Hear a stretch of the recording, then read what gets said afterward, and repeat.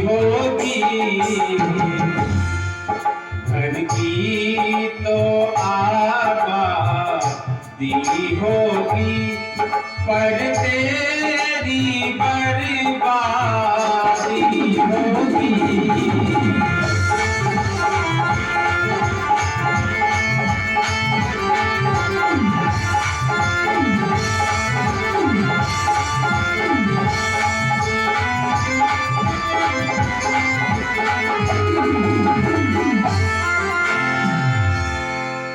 उत्तानपाद कहने लगे, देवी घर तो आबाद हो जाएगा लेकिन तुम्हारी बर्बादी हो जाएगी। देखो, जो दूसरी रानी ब्याह करके लाएंगे हम, वो तुम्हारी होगी सौत। कि है मौत बुरी लेकिन अच्छी, जो एक बार ही आती है। मौत तो केवल जीवन में एक ही बार आती है, और जो सौत होती है मौत बुरी लेकिन अच्छी, जो एक बार ही आती है।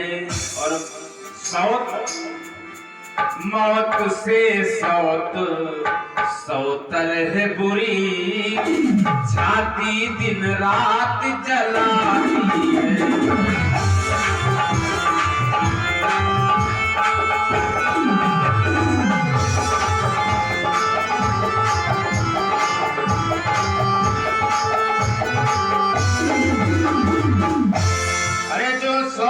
वो मौत से बड़ी होती है, दिन रात उनको कष्ट पहुंचाएगी। इसलिए देवी दूसरे विवाह की बात तुम न करो। उत्तानपाद समझाते हैं, लेकिन रानी सुनीति कहती हैं, अरे स्वामी देखो, अरे हम गंगा और आने वाली बहन यमुना दोनों मिलकर के आपकी बिल्कुल अच्छे भट की तरह सेवा करेंगी, आपको आंखों पर बिठलाऊंगी, खूब आपकी सेवा करेंगी, इस भवन को बिल्कुल प्रयाग बनाऊंगी। इसलिए महाराज दूसरा विवाह कर लो। समझाते रहे उत्तानपाद, लेकिन रानी सुनीति की बात समझ में नहीं आई। तो अंत में राजा मजबूर हो गए।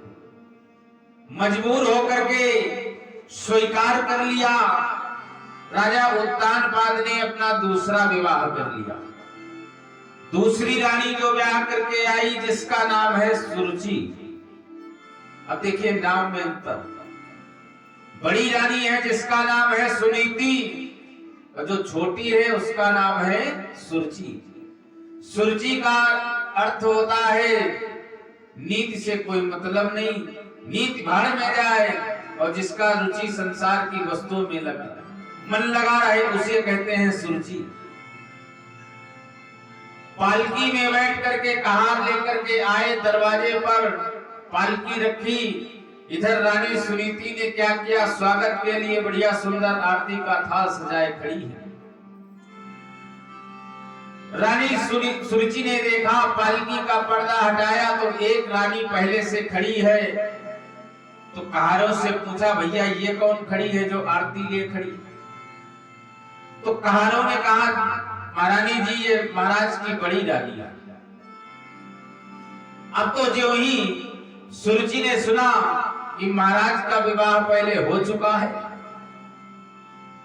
तो महाराज उत्तानपाद की ओर देख करके रानी सुरुचि कहने लगी, महाराज हम ये क्या सुन रही है कि जब एक तुम्हारे रानी थी तो मुझे व्यर्थ ले आए हो।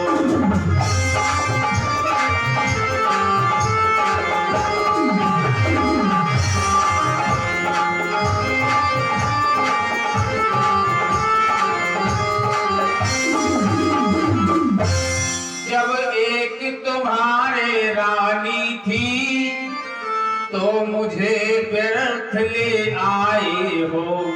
ये है भोगों के लिए बहुत, क्या भाड़ झोंकने लाए हो।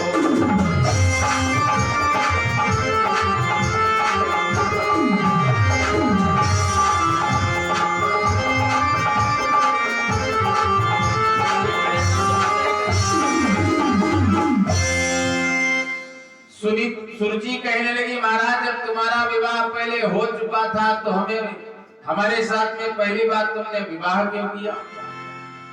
और विवाह करके अगर लाए हो तो क्या हमें दासी बना करके रखोगे? घर का काम कराने के लिए लाए हो?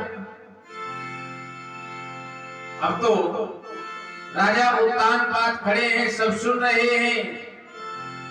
रानी सुरुचि कहने लगी, महाराज जो कुछ तुमने किया वो अच्छा ही किया, लेकिन अब हमारे ऊपर एक एहसान करो,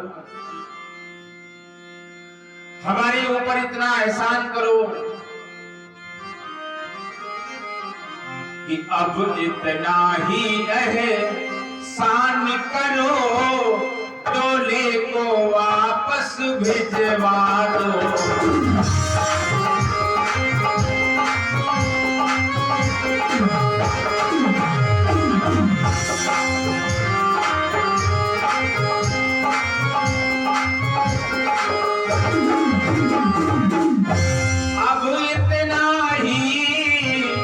एहसान करो, डोले को वापस भिजवा दो, तुम इसके साथ बिहार करो, मुझको पीहर में पहुंचा दो।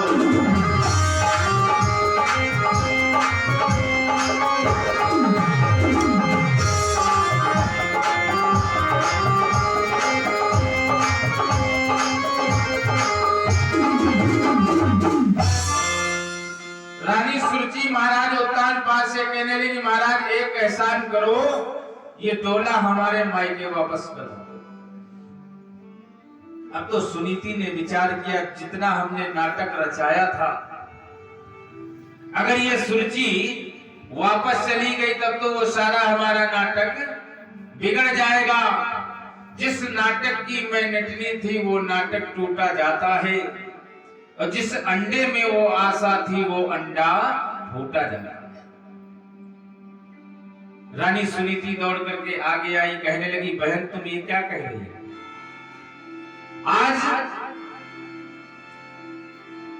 आज से ये धनधाम, ये महल, ये राज सब तुम्हारा है, हमको रानी मत समझो। ऊपरी टहल तुम्हारी किया करेंगी, खूब सेवा करेंगी, भोजन बना करके तुमको खिलाया करेंगी, बिल्कुल दासियों की तरह तुम्हारी सेवा करेंगी, लेकिन इस महल को छोड़ करके तुम न जाओ। और इतना ही नहीं, जो तुम कहोगी वही हम कार्य करेंगी, तुम्हारे पुत्रों को खिलाया करेंगी। जो ही रानी सुनीति ने ये सब कहा, सुरुचि कहने लगी, राजन देखो ये कुलवंती क्या कह रही है, अरे ये हमारी सौत हमारे बच्चों को खिलाएगी, एक दिन तुमको भी जहर पिला करके मार डालेगी और हमारे बच्चों का गला घोट करके मार डालेगी। इसलिए इस कांटे को हमारी नजरों से दूर करो, अगर हमें इस महल में रहना है। सुनीति ने कहा, अच्छा अगर तुम्हारी यही इच्छा है तो हम नगर के बाहर झोपड़ी डाल करके गुजारा कर लेंगी, लेकिन तुम महल को छोड़ करके न जाओ।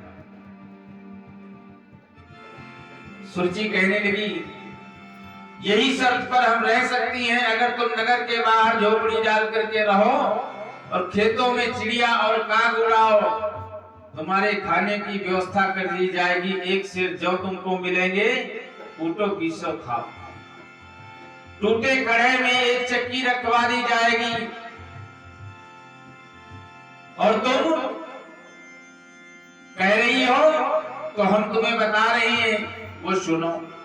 सुरुचि कहती है, ऐ सुनीति कि जो जाना है तो जल्दी जा, और रहना है तो जाके तो कर।